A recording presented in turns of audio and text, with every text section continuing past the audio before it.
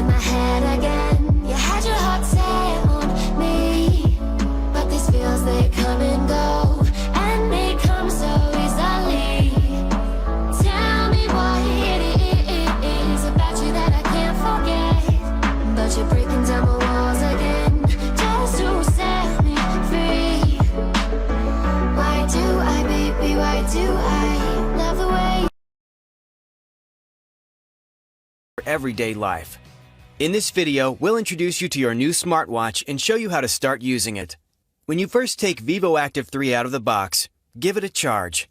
Just plug the included charging cable into the port at the back of the device.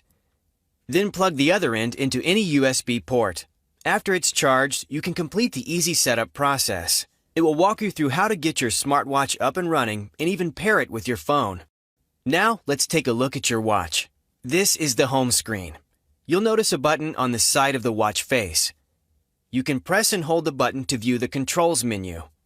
The controls menu contains shortcuts that let you do things like turn on Do Not Disturb mode, access your Garmin Pay wallet, save your current location, turn the device off, and more. You can swipe up or down to scroll through the widgets, or use the side swipe control.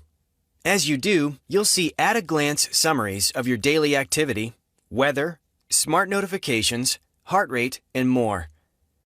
To start an activity, press the button from your home screen. Scroll through the available activities and select one by tapping on the screen.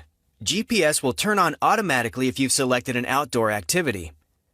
Go outside and wait for the device to locate satellites. When it does, you can press the button again to start the timer. At the end of your activity, press the button to stop the timer. When you're done with your activity, tap the Done button on the screen.